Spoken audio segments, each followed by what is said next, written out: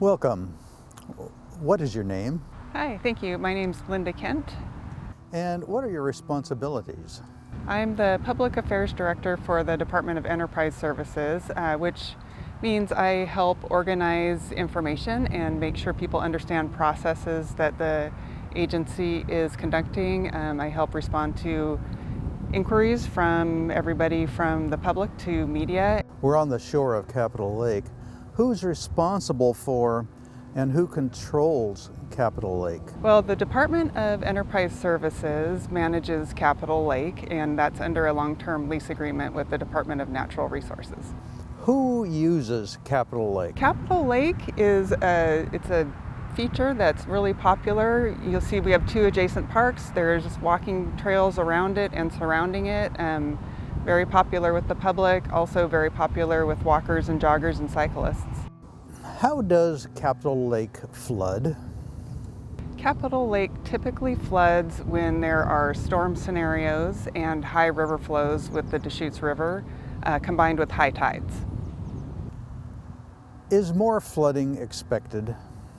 As sea level rises, more flooding would be expected along with more storm surges.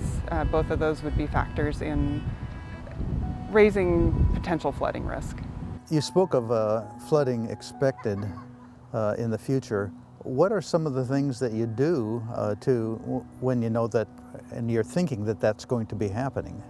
Well, we monitor the situation really closely as far as flood risk, along with the city of Olympia, and we have a flood forecasting tool that we use, and it looks at tide levels, it looks at river flow from the Deschutes River, it looks at barometric pressure, which can affect tide levels, it looks at wind speed and direction, and it looks at the lake level. And so that, combined with information from the National Weather Service, often give us a good predictor of possible flood events.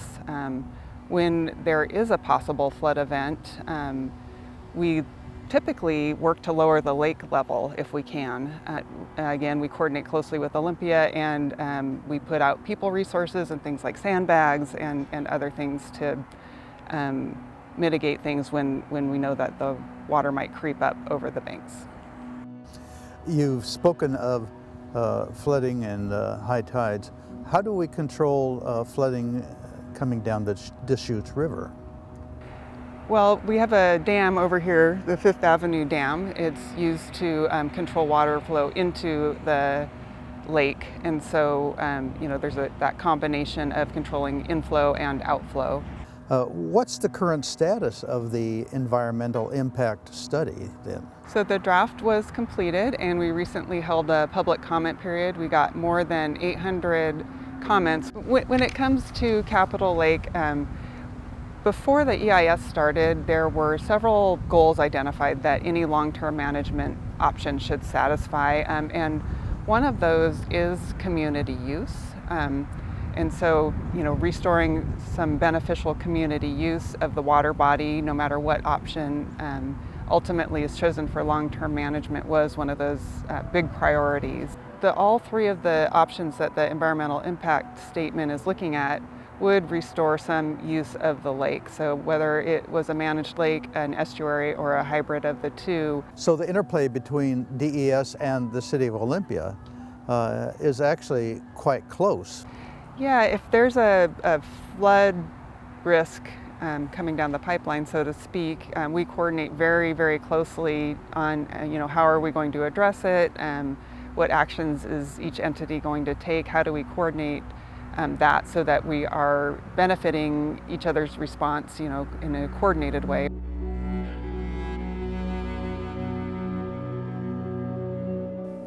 The priorities for adaptation are to adapt those areas that currently flood.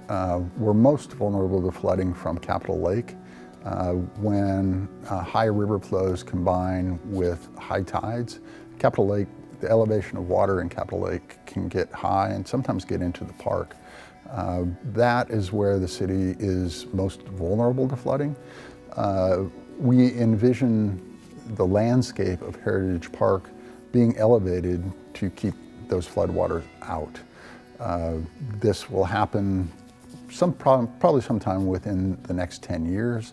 The current flood zone in that area extends from Capitol Lake to Budd Inlet across the isthmus. This isn't a question that was here, but I would think that the city of Olympia is also quite attuned to what is happening about the Capitol Lake project, the input from the Department of Enterprise Services. Any kind of thinking or comments that you might have on that? The adaptation strategy that is employed to prevent flooding from Capitol Lake or the Deschutes estuary will depend very little on whether it's a lake or an estuary. The elevations difference may be 6 inches or so, but in either case, the landscape along the lake or in Heritage Park will need to be elevated to prevent flooding of downtown Olympia.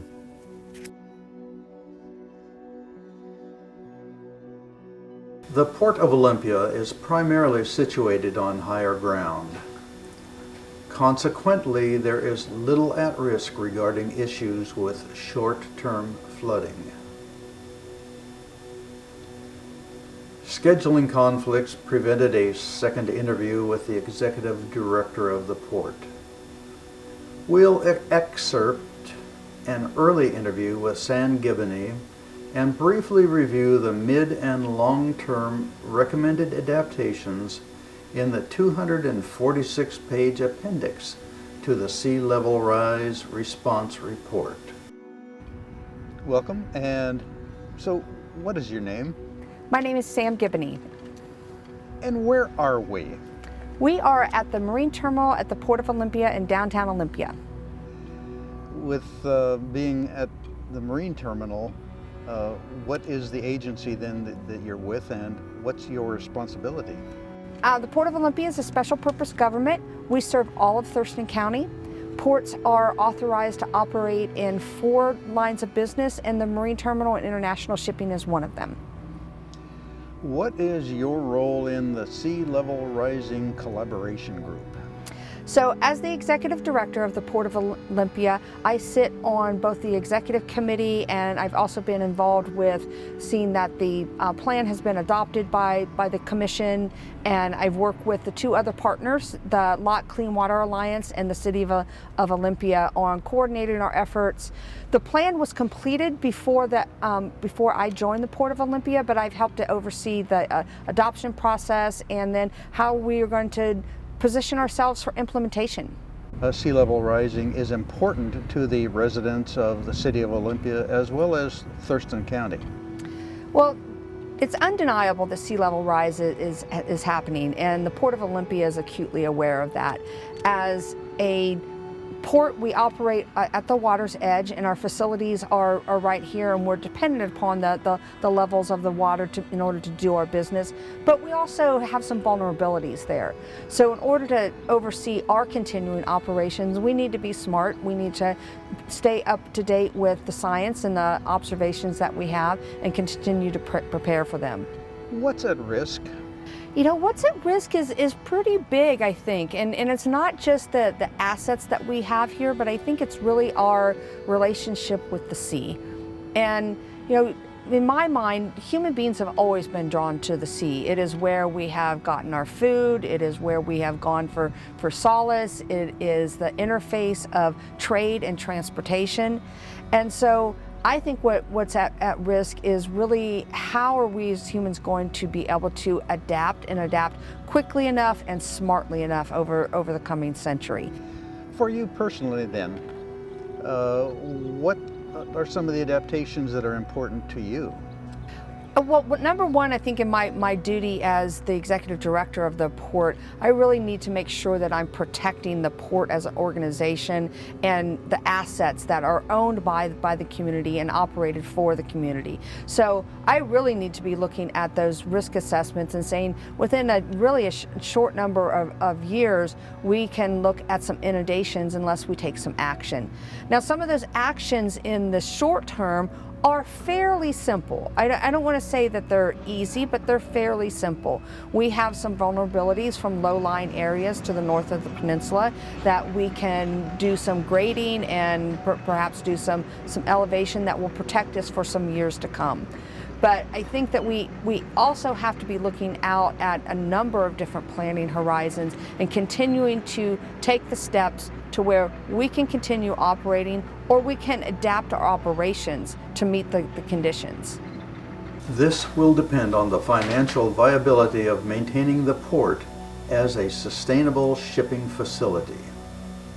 The port owns the land designated as North Point, where Anthony's Hearthfire Restaurant, KGY Radio, and the Billy Frank Park are located.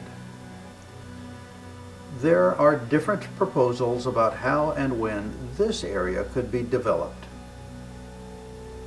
Any long-term development plan will have to take sea level rise into consideration. The cargo yard, Rance Building, and Farmers Market will all have to be protected when sea level rise 18 inches to 24 inches. Long-term solutions will consist of building a physical barrier along the shoreline. The port is gathering suggestions and will probably raise the trail paths physically. Swantown Marina will have to raise the docks, gangways, fuel station, and boat launch area. Long-term solutions will need to address a toxic waste site on the property known as the Cascade Pole Site Treatment Plant, and raising the railroad infrastructure.